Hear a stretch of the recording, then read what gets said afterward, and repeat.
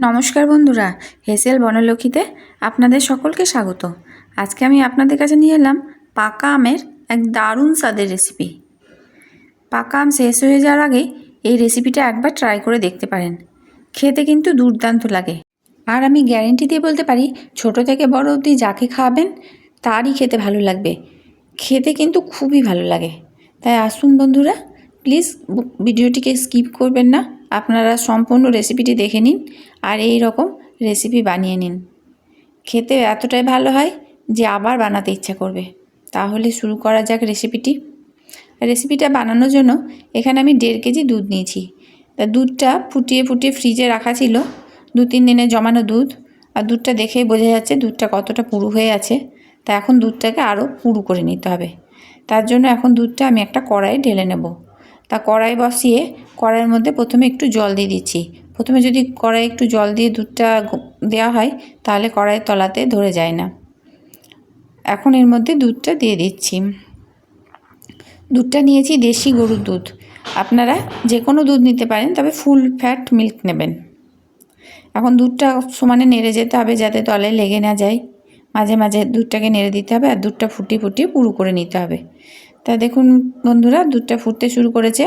এখন দুধটা মাঝে মাঝে এইভাবে নেড়ে দিচ্ছি আর সাইড থেকে এইভাবে একবার করে চেঁচে দিচ্ছি যাতে কড়াইয়ের সাইডগুলো শুকিয়ে না যায়।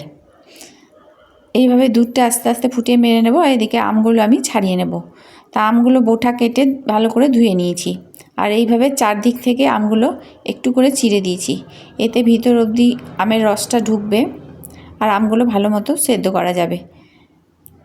এখন আমগুলোকে খোসা ছাড়িয়ে নিচ্ছি। আর আমগুলো খুবই ছোট সাইজের আম নিয়েছি, ডিমের সাইজের একটা আম নিয়েছি। তার জন্য আমার এইভাবে খোসা ছাড়াতে সুবিধা হচ্ছে। আমি এইভাবে খোসাগুলো ছাড়িয়ে নিচ্ছি। তো আপনারা চাকুতে বটিতে যাতে সুবিধা হয় তাতে কেটে নিতে পারবেন। অবশ্য এই রেসিপিটা বড় আম দিয়েও করা যাবে, তবে বড় আম দিয়ে যদি করেন তাহলে আমগুলো কুচি করে কেটে নিতে হবে, ছোট ছোট টুকরো করে কেটে নেবেন। কিন্তু আমি এরকম ছোট সাইজের আম দিয়ে করছি, তার জন্য আমি গোটা আমে করব, আমগুলো কাটবো না আর শুধু এইভাবে খোসাগুলো ছাড়িয়ে নেব। গোটা আমেও খেতে খুব ভালো লাগে, তার জন্য আমি গোটা আম দিয়েই করছি। এখন আমগুলো সব ছাড়িয়ে নিলাম। এদিকে দুধটাও ফুটতে ক্ষীর হয়ে গেছে, একবারে 1/4 হয়ে গেছে। দেখুন বোঝা যাচ্ছে দেখে কতটা দুধটা কমেছে। কড়াইয়ের ভর্তি অবধি দুধটা ছিল আর দুধটা দেখুন এতটা কমে গেছে। এখনও দুধটা আমি মাঝে মাঝে নেড়ে দিচ্ছি। এখন গ্যাসের আঁচটা একদম লোতে করে দিয়েছি, কারণ এই অবস্থায় দুধটা বেশি ধরে যেতে পারে। তার জন্য গ্যাসের ফ্লেম একবারে লোতে করে দিয়েছি আর দুধটা মাঝে মাঝে এইভাবে নেড়ে দিচ্ছি। রেসিপিটা বানানো খুবই সহজ। আপনারা পাউডার দুধেও করতে পারেন, তবে এই দেশি গরুর দুধে বেশি খেতে ভালো লাগে। এখন আমগুলো লো ফ্লেমে একটা একটা করে ছেড়ে দিচ্ছি। অবশ্যই গ্যাসের ফ্লেমটা সময় লোতে রাখতে হবে।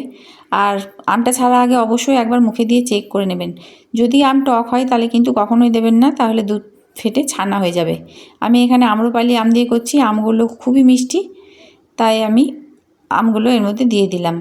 আর আমগুলো এতটাই মিষ্টি যে এতে কোনো রকম চিনি দেব না। যদি আপনাদের প্রয়োজন হয় অন্য কোনো আমে করেন তাহলে প্রয়োজন মতো চিনি দিয়ে দেবেন, কিন্তু এখানে আমার চিনি দেওয়ার কোনো প্রয়োজন নেই। লো ফ্লেমে সমস্ত আমগুলো ডুবিয়ে দেওয়ার পর খুন্তি দিয়ে নেড়ে দিলাম। এখন এটা ফুটতে দিতে হবে। গ্যাসের আঁচটা এখন হাই করে দিলাম। এখন এটা ফুটতে দিতে হবে আর মাঝে মাঝে নেড়ে দিতে হবে। আর যেহেতু আমি গোটা গোটা আম দিয়েছি তার জন্য এটা একটু সেদ্ধ হতে টাইম লাগবে, কারণ এই ক্ষীরটা আমের ভিতর ঢুকতে অন্তত 5 মিনিট সময় লাগবে। যদি আপনারা বড় আমে করেন তাহলে আমের পিসগুলো টুকরো টুকরো করে নেওয়ার জন্য খুব তাড়াতাড়ি হয়ে যাবে।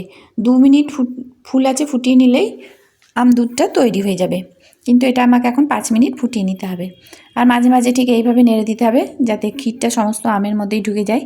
এই রেসিপিটা কিন্তু গরম গরম খেতে ভালো লাগবে না, ঠান্ডা করে খেতে হবে। যদি ফ্রিজে রেখে খাওয়া হয় তাহলে খেতে আরও ভালো লাগবে। রেসিপিটা যদি আপনাদের ভালো লেগে থাকে তাহলে প্লিজ লাইক, শেয়ার এবং কমেন্ট করুন। আর যে সকল নতুন বন্ধুরা আমার এই রেসিপিটা দেখছেন তাদের যদি ভিডিওটি ভালো লেগে থাকে তাহলে চ্যানেলটিকে সাবস্ক্রাইব করে দিন আর তার সঙ্গে পাশে থাকা বেল আইকন অবশ্যই প্রেস করে দিন। আর বেল আইকনটিকে প্রেস করে দিলে আমার নতুন ছাড়া ভিডিওর নোটিফিকেশান আপনাদের কাছে আগে পৌঁছে যাবে। 5 মিনিট আমটা ক্ষীরের সাথে ফুটিয়ে নিলাম। এখন এই আম দুধটা তৈরি হয়ে গেল। এখন এটা ঠান্ডা করে তারপর পরিবেশন করব। গ্যাসটা বন্ধ করে দিলাম। এই আম দুধ বা আম ক্ষীর রেসিপি এখন তৈরি। সমস্ত রেসিপিটা দেখার জন্য হেসেল বনলক্ষ্মীর তরফ থেকে অসংখ্য ধন্যবাদ।